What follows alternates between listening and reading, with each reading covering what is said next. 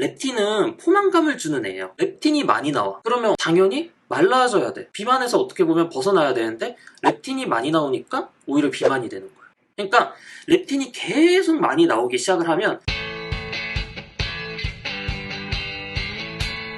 안녕하세요. 오늘은 다이어트 보충제에 대해서 이야기를 해볼 거예요. 다이어트 보충제는 이제 4가지로 보통 나눌 수가 있어요. 음식을 먹고, 흡수하고, 저장하고, 사용하고. 그러니까 우리가 일단은 음식을 먹어요. 그러니까 이거를 먹는 거를 억제해 주는 거.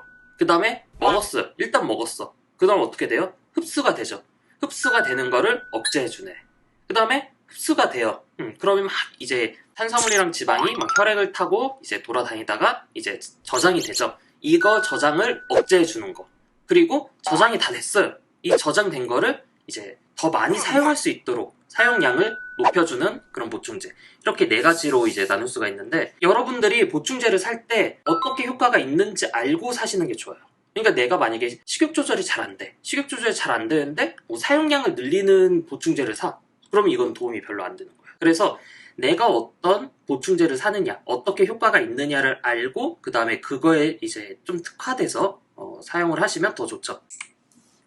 처음에 이제 식욕, 음식 섭취를 억제해주는 애. 이게 그래서 보통 식욕 억제제라고도 하는데 되게 단순해요. 진짜 기본적인 애부터 시작하면 섬유질. 그러니까 어떻게 보면 채소죠? 얘로 이제 조금 유명해서 제품으로 나온 게 곤약이에요. 실제로 곤약 제품을 먹으면 포만감은 있어요. 배는 불러. 배는 부르는데 여러분들이 뭔가 속는 느낌이 날 거예요. 그러니까 분명 먹긴 먹었는데 그러니까 헛배 부른다라고 하죠. 금방 이제 꺼지거나 그 다음에 뭔가 이게 조금 아쉬워요. 그래서 사실 곤약 제품은 얘만 먹는 게 아니라 얘 플러스 식사를 같이 해주는 게 좋아요. 그래서 어느 정도의 이제 탄수화물과 지방이 같이 들어간 상태에서 얘 이제 곤약이 들어간다라고 하면 인슐린도 어느 정도 올라가고 포만감도 있고 그 다음에 곤약 때문에 더 이제 부피감도 있고 그렇게 해서 효과가 더 좋단 말이에요. 그래서 여러분들이 이런 곤약이라든지 뭐 섬유질 제품을 만약에 드신다라고 하면 식사랑 같이 병행하는 게 좋고, 그리고 그 다음으로는 지방. 여러분들이 다이어트를 한다라고 해서 지방을 극도로 제한을 하시는 경우가 있어요. 근데 지방이 어느 정도는 있어야지 포만감을 줄 수 있어요. 지방을 무지성으로 먹으라는 건 아니에요. 그러니까 지방을 막 생각 없이 먹으라는 건 아닌데 어느 정도의 지방이 있어야지 내가 좀 든든함을 느낄 수도 있고 그 다음에 어느 정도의 만족감을 느낄 수가 있단 말이에요. 그래서 이런 것들을 조금 스마트하게 사용을 하는 게 뭐 이제 제품으로 나오면 코코넛 오일도 있긴 있는데 얘는 제가 좀 추천은 하지는 않아요. 코코넛 오일 자체는. 코코넛 오일은 뒤에 이제 MCT 오일이라는 이제 다른 형태가 나오는데 걔가 오히려 더 낫고, 그리고 코코넛 오일 자체가 음식으로 쓰기에는 사실 조금 애매한 감도 있고 비용도 비싸요. 그래서 얘는 별로 추천은 하지는 않아요.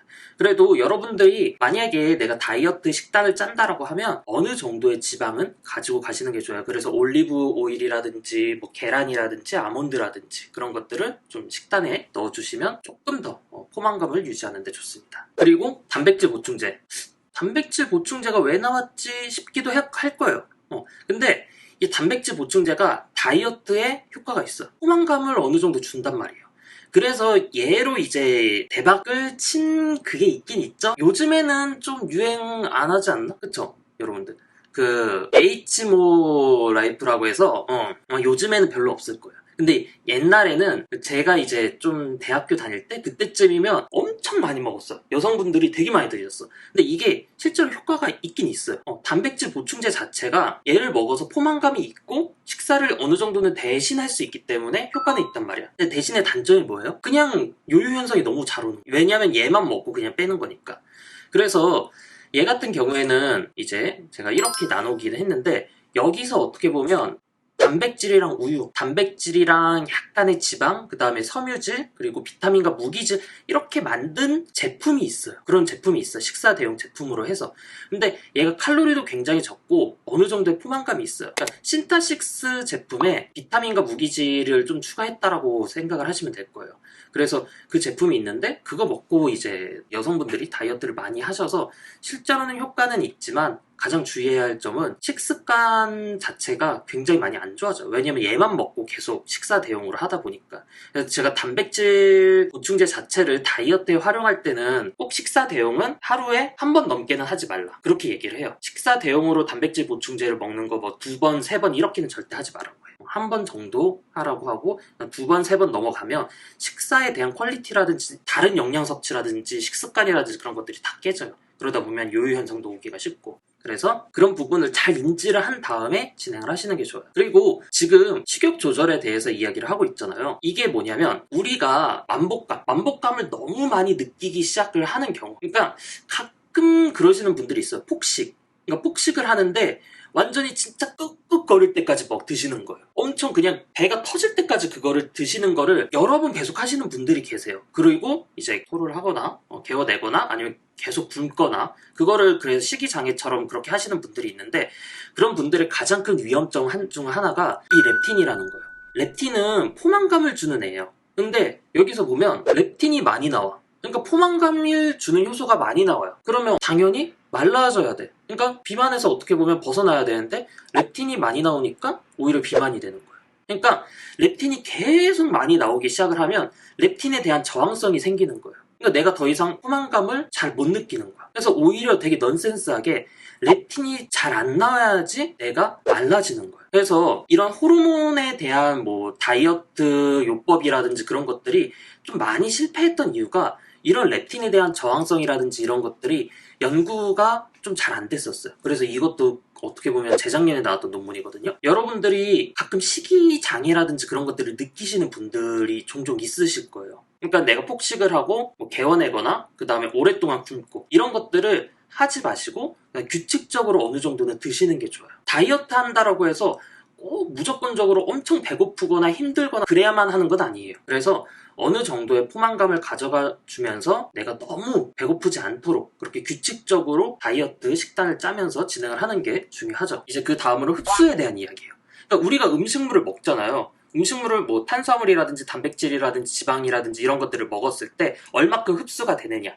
근데 영양학에서 말하는 흡수는 위, 소장에서 혈액으로 어떻게 보면 흡수가 되는 거를 흡수라고 얘기를 해요. 근데 가끔 뭐 단백질 흡수가 뭐 얼마큼 되느냐 막 이런 것들을 많이 물어보시기도 하는데 약간 좀 많이 헷갈려 하시는 분들도 계세요. 내 체조성으로 이제 구성이 돼야지 흡수가 된다라고 생각을 하시는 분들도 있는데 여기서는 그냥 어떻게 보면 소장에서 흡수가 되면 흡수라고 얘기를 합니다. 요거는 흡수는 거의 방해가 안 돼요. 탄수화물의 흡수율은 97에서 99%예요. 그러니까 먹는 저쪽 다 흡수가 돼요. 단백질도 89에서 95%예요. 진짜 얘도 다 흡수가 돼요. 지방도 91에서 95%예요. 그러니까 탄수화물, 단백질, 지방은 얘네들은 칼로리원이에요. 칼로리원이기 때문에 얘네들을 먹으면 다 흡수가 된단 말이야. 그래서 만약에 흡수를 방해한다? 이거는 사실 굉장히 넌센스적이란 말이에요. 이제 주된 탄수화물 있죠. 뭐 밥이라든지 그런 애들은 진짜 다 흡수가 돼요. 그래서 여러분들이 밥을 냉동시키거나 그러면 뭐 저항정분이 생긴다고 하잖아요. 그러면 흡수가 잘 안 되고, 이게 무슨 말이냐면 밥알을 밖에다 놔뒀을 때 완전히 약간 다시 투명해지면서 진짜 딱딱해진 형태 있잖아요. 그렇게 돼서 소화가 진짜 안 될 정도로 그렇게 변해야지 이제 흡수가 안 되는 거예요. 그게 아니면 다 흡수가 돼요. 혹은 섬유질도 탄수화물이긴 한데 이 구조를 못 끊어요. 못 끊기 때문에 우리가 흡수를 못하는 거고, 단백질 같은 경우에도 흡수율이 굉장히 높죠. 근데 가끔 그래요. 단백질을 먹고 뭐 독한 방구를 낀다든지 그런 것들은 89에서 95% 높은 흡수율이지만 미처 흡수되지 못한 애들이 대장으로 가요. 대장으로 가면 얘네들이 이제 황을 함유를 한단 말이에요. 황암 아미노산들이 대장에서 뿌잉뿌잉 돼서 이제 독한 방귀가 나오는데, 가끔 단백질을 너무 많이 드시는 분들도 계세요. 혹은 장 환경이라든지 그런 것들이 잘 안 좋으신 분들, 그런 분들이 많은 단백질을 드시고 얘네들이 대장으로 많이 가면 이렇게 이제 장내 안 좋은 환경을 조성하기도 하죠.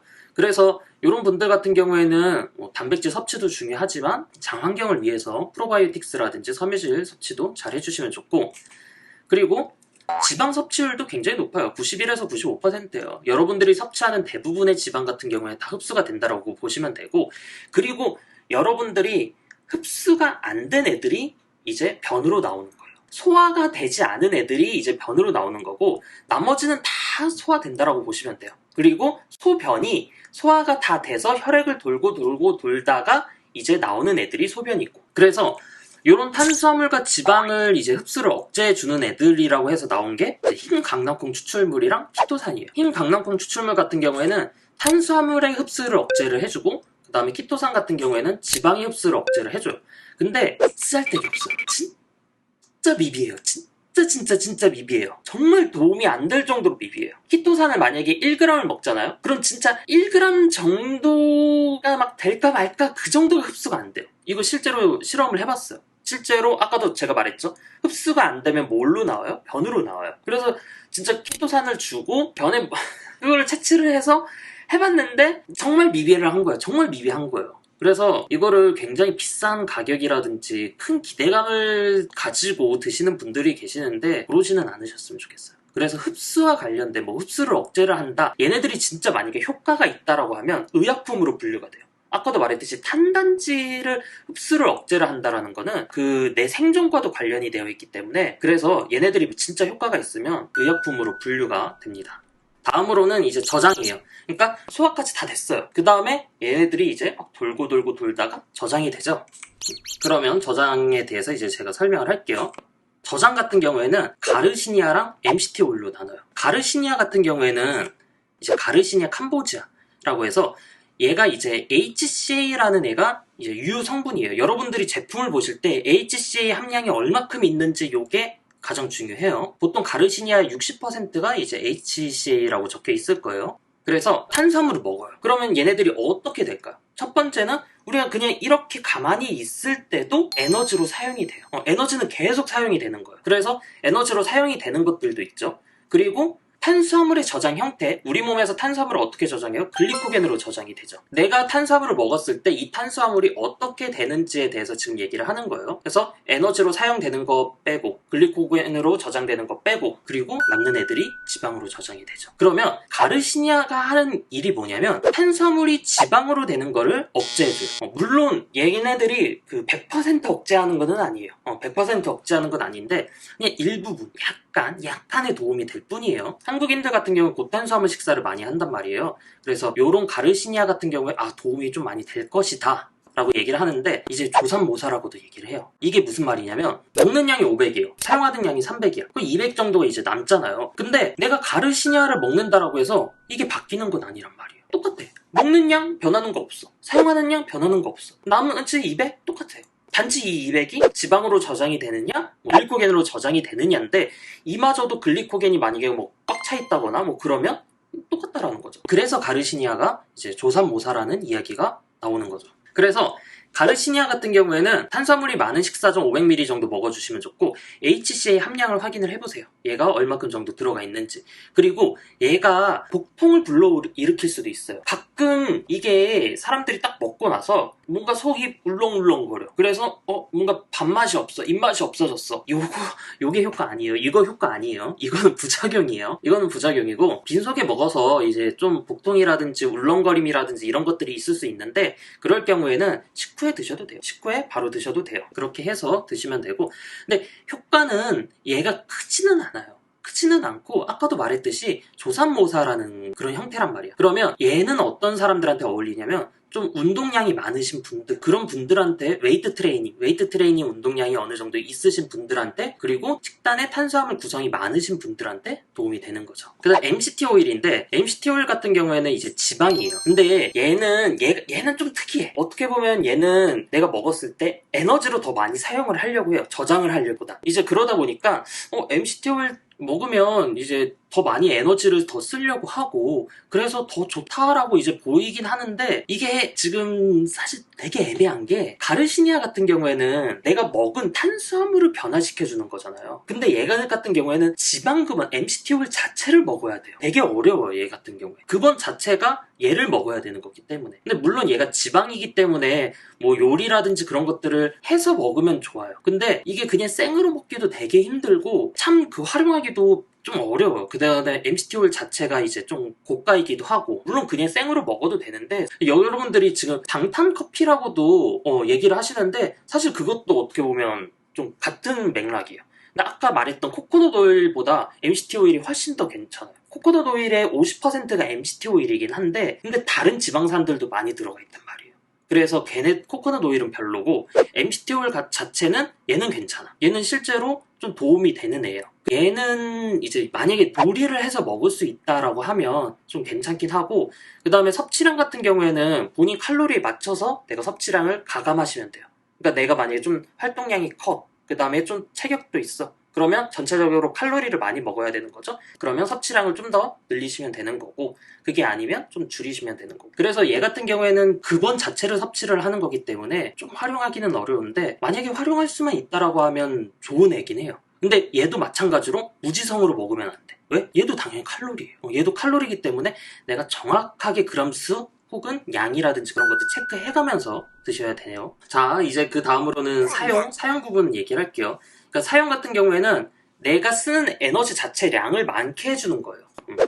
뭐가 있는지 볼게요. 카페인이랑 그 다음에 발열, 내 몸을 이제 좀 뜨겁게 만들어주는 애들, 그 다음 카르니틴, CLA 이렇게 있는데 얘네들은 간단하게 얘기를 할 거예요.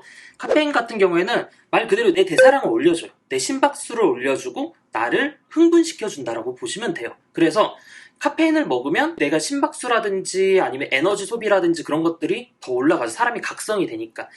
그래서 얘 같은 경우에는 뭐 운동하기 전이라든지 혹은 일과 시작 전 이렇게 이제 드시면 되는데, 단점이 뭐예요? 얘를 먹으면 각성이 돼. 근데 이게 사람을 억지로 어떻게 보면 돌리는 거나 다름이 없단 말이에요. 그래서 피로라든지 불면이라든지 나의 컨디션이 좀 난조가 될 수도 있어요. 그래서 이런 부분을 좀 인지를 하셔야지 내 컨디션 관리에 도움이 됩니다. 특히 다이어트를 할 때는 내 에너지라든지 체력이 계속 고갈이 된단 말이에요. 그래서 내가 너무 힘들다. 그래서 막 카페인을 먹으면서 계속 이제 운동이라든지 그런 것들을 하다 보면 완전히 내 컨디션이라든지 그런 것들이 망가질 수가 있다라는 거죠. 피로가 만성적으로 넘어가 버리면 요거를 다시 회복하는 데 시간이 오래 걸린단 말이에요. 그래서 카페인 같은 경우에 너무 의존하시지 마시고 먹더라도 그 양을 좀 조절을 하시는 게 좋아요. 그리고 요 카페인 같은 경우에는 제가 영상이 따로 있으니까 그거 참고해 주시면 감사드리고, 그다음 발열.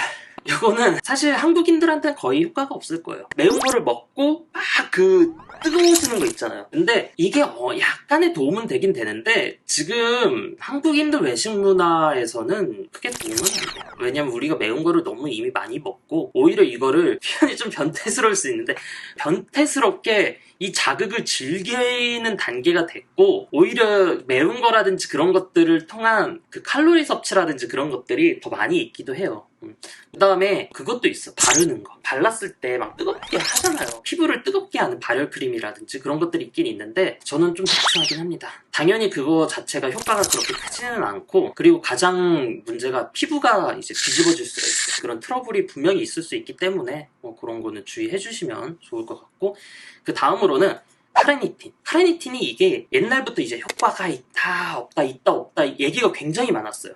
그냥 간단하게 설명을 하면, 지방이 에너지로 사용이 되려면 미토콘드리아 안으로 들어가야 돼요. 들어가려면 카르니틴이라는 애가 필요를 해요. 그래서 카르니틴을 많이 먹으면, 그러니까 우리 몸에 카르니틴이 많이 있으면 많은 지방이 미토콘드리아 안으로 더 많이 들어갈 수 있을 것이다, 그렇게 생각을 해서 카르니틴 보충제가 나왔었어요. 근데 실제로 얘가 효과가 있다 없다 이런 얘기가 많이 나온 게, 먹어봤자 근육 내 카르니틴을 못 올리는 거예요. 근육 내 카르니틴 함량을 못 올리기 때문에, 그래서 카르니틴은 효과가 없다라고 해서 이게 쫙 얘기가 나왔었어요. 근데 이게 반전이 있는 거야. 어떻게 보면 보충제라든지 이런 영양 성분들이 효과가 없다 하고 끝나지가 않아요. 그러면 얘네들이 어떻게 효과를 볼 수 있도록 막 할까 사람들이 굉장히 노력을 많이 한 거예요. 연구를 많이 한 거야. 그래서 밝혀낸 게 인슐린이 필요하다. 카르니틴이 근육 내에 들어가려면 인슐린이 어느 정도는 필요하고, 이 인슐린을 자극하려면 적어도 탄수화물 80g 정도는 먹어줘야 된다. 이거를 밝혀낸 거예요. 그래서 저도 최근까지는 무슨 카르니틴이야. 카르니틴 이거 도움 안 돼요. 그냥 땀 먹었을 때 그냥 땀 많이 나는 정도? 그냥 요 정도예요. 그렇게 생각을 했는데 요즘 나오는 문헌들 보니까 이게 효과가 있다. 여러분들이 만약에 카르니틴을 드신다라고 하면 아침 저녁으로 80g 이상의 탄수화물과 함께 1.2g씩 드셔줘야 돼요. 그리고 얘를 굉장히 오래 먹어줘야 돼요. 12주 정도. 그 정도 섭취를 해야지 근육 내 카르니틴이 올라가요. 그리고 얘 같은 경우에는 아까도 말했듯이 지방이 에너지원으로 더 많이 사용을 되기 원하는 거예요. 그러니까 그만큼 내가 운동 강도가 어느 정도는 있어야 돼. 당연히 카르니틴이 막 부족하지 않은 상태에서는 이제 그런 강도에서는 근육 내 카르니틴이 많아봤자 효과가 없는 거죠. 그래서 격렬하고 지속적인 운동에서 효과가 있다라고 제가 적어놨는데, 요런 운동이 아마 뭐 30분에서 한 1시간 이상? 1시간 반 정도 뭐 그렇게 계속 격렬하게 운동을 하는, 뭐 대표적으로 크로스핏이 그런 운동이죠. 그런 운동에서 효과가 있다라고 좀 보여지죠. 근데 그거 질문이 있을 수 있어. 카르니틴의 종류에 따라 카르니틴의 종류가 굉장히 많아요. L-카르니틴도 있고, 뭐 카르니틴 타르트레트도 있고, 뭐 아세틸 카르니틴도 있고, 굉장히 다양한데, 흡수율 같은 경우에는 카르니틴 타르트레이트가 제일 높아요. 걔가 제일 높고, 근데 그렇게까지 막 차이 나지 않아요. 그냥 한 10% 내외로 차이 나기 때문에 그렇게까지 여러분들이 신경은 안 쓰셔도 돼요. 근데 아세틸 카르니틴 같은 경우에는 좀 차이 많이 나요. 걔는 30% 정도가 낮아요. 그것만 신경 쓰시면 돼요. 그래서 L-카르니틴이라든지 뭐 카르니틴 타르트레이트라든지 그런 거 같은 경우에는 편하게 드시면 될 거예요, 아마. 그리고 5번째, 요거는 서포트. 여러분들이 다이어트 보충제도 좋아요. 근데 다이어트를 하다 보면 식사량 자체가 줄어들어서 내가 영양 섭취라든지 그런 것들을 하는 게 굉장히 이제 부실해질 수가 있어요. 그래서 이제 제가 이 서포트를 적어놓은 게, 적어도 다이어트 할 때만이라도 종합 비타민이랑 프로바이오틱스를 챙겨 먹으라고 해요. 그러니까 종합 비타민 같은 경우에는 이제 다양한 비타민과 무기질이 있죠.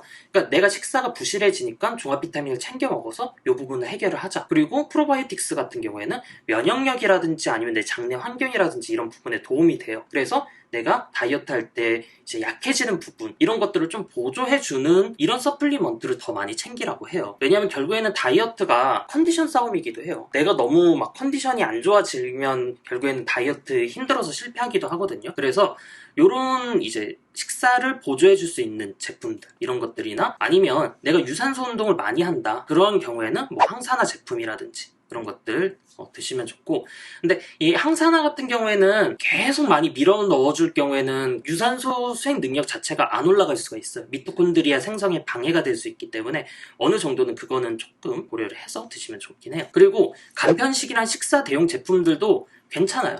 괜찮아. 이런 것들도 만약에 내가 잘 챙겨 먹지 못한다라고 했을 경우에는 이런 것들 사서 이제 좀 드셔도 괜찮은데, 가끔 이런 식사 대용 제품이라고 해서 나온 것들이 몇몇 있긴 있는데 구성을 잘 보세요. 탄수화물이라든지 단백질이라든지 뭐 그런 것들이 좀 골고루 잘 들어가 있는지 그런 것들 보시고 구매를 하시는 게 좋고, 그 다음에 거기 적힌 영양 성분이 100%는 아닐 수가 있어요.